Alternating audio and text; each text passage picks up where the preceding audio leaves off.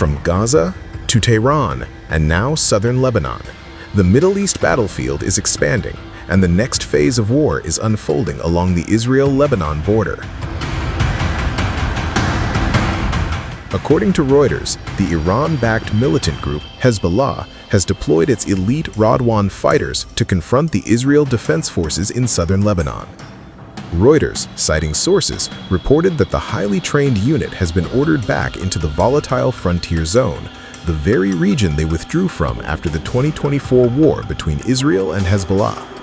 Radwan fighters received orders to join the battle and block advances by Israeli tanks, such as in the South Lebanon town of Qiyam. Hezbollah, a Lebanese Shiite Muslim group established by Iran's Revolutionary Guards in 1982, entered the war on March 2.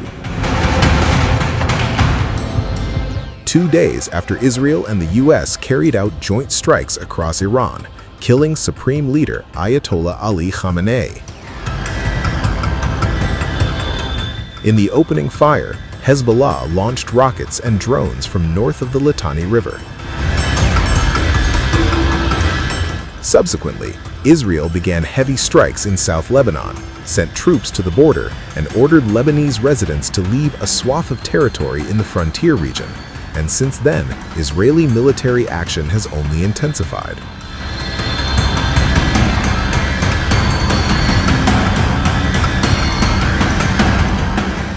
Hezbollah, too, is not backing down. The militant group announced several attacks targeting Israeli tanks this week, along with numerous rockets and drone launches. The IDF said on March 4 that 2 soldiers were wounded by anti-tank fire against troops in southern Lebanon, marking the first reported injuries among Israeli forces since the start of the regional war. In response, the Israeli military carried out a series of airstrikes late Thursday into Friday, targeting the southern suburbs of Beirut, as well as areas in southern and eastern Lebanon. Loud explosions could be heard as the strikes lit up the skyline. On the 6th day of Operation Roar of the Lion, I am here at an Air Force base in the south of the country with our wonderful pilots and those of the United States and the dedicated ground crews. The cooperation is historic between the U.S. military and the IDF, and between the Air Force and the American Air Force.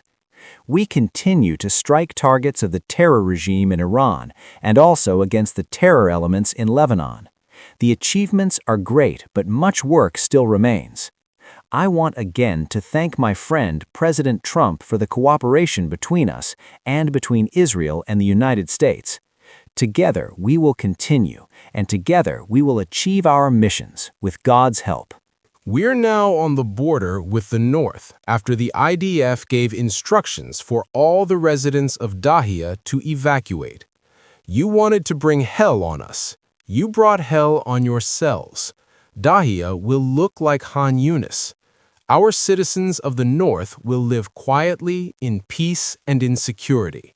There will be no more equations. We will continue to act to protect the security of northern residents. We will act without pause to remove the threat, and we will not let up on the objective of disarming Hezbollah. Hezbollah chief Naim Qassem said in a televised speech on Wednesday that the group would confront what he described as an Israeli plan of occupation and expansion. Hezbollah and its Islamic resistance are responding to the Israeli-American aggression, and this is a fully legitimate right.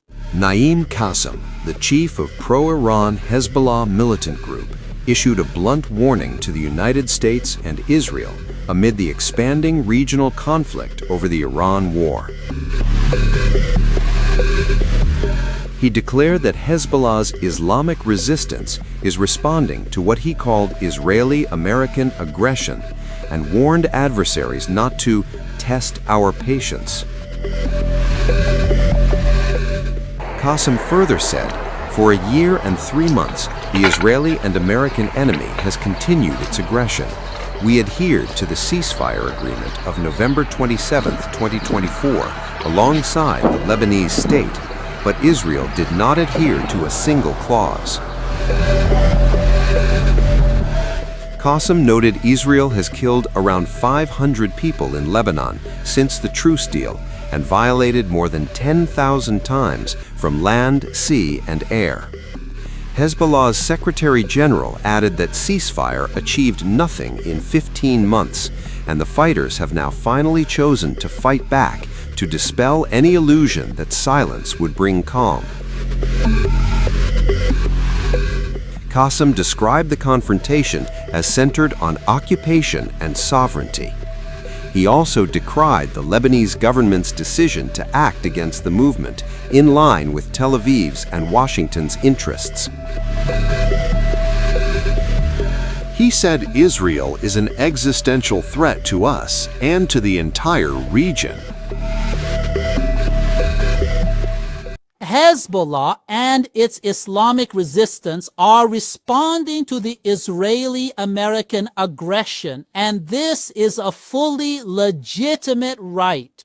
What they truly wanted was for this to become a battle. They push everything to the absolute farthest possible limits in it.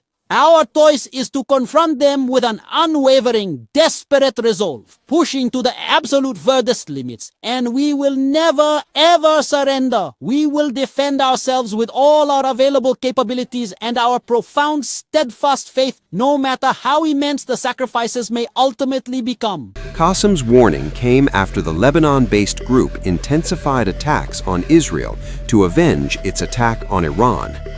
On March 3rd, Hezbollah said it had struck the Meron Air Surveillance and Operations Management Base in Israel, targeting one of the radars and a command building. It also announced a large volley of rockets fired at the Naffa base in the occupied Golan Heights in Syria, identified as the headquarters of the 210th Basha Division of the Israeli Army. In response, the Israeli military is carrying out airstrikes in Lebanon. On March 5th, an IDF airstrike hit Hezbollah's stronghold of South Beirut shortly after issuing a warning ahead of an attack.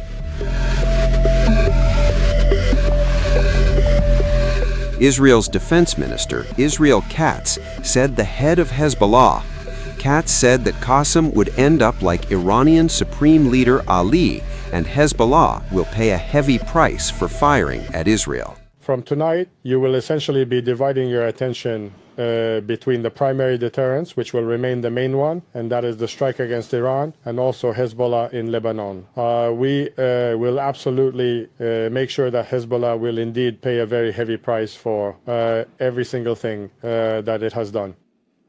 Regarding the recent firing towards Israel, we will not return to the rules from before October 7th. We will not allow an exchange of fire. We will strike Hezbollah very hard. Naim Qassem, the head of the Hezbollah terror organization, will discover that whoever follows Khamenei's path ends up like Khamenei, at the bottom of hell, along with all the fallen of the axis of evil. Following the Prime Minister's explicit directive and my personal instruction to the IDF to act with considerable force against Hezbollah without diverting our attention or the full intensity of the primary operation, the roar of the mountains against Iran. Hezbollah has released what it says is its first video showing an anti-tank guided missile strike targeting an Israeli Merkava tank in the town of Tal Nas in southern Lebanon. The footage appears to show a direct hit on the armored vehicle near the border zone. The release marks a significant moment, signaling Hezbollah's renewed anti-armor operations in the south. Activity south of the Litani River suggests Hezbollah has re-established an operational footprint in southern Lebanon. Recent attacks involving rockets, drones, and precision-guided missiles, alongside anti-tank strikes, point to a restored level of command and control. The pattern indicates more than isolated incidents. On Tuesday alone, 13 attacks were reported in the border area. These included the reported disabling of 5 Israeli tanks using anti-tank missiles. The volume and variety of strikes suggest coordinated operations rather than sporadic engagements. Despite months of Israeli airstrikes and an ongoing Israeli military presence in parts of southern Lebanon, Hezbollah fighters appear to have reintegrated into the terrain collectively.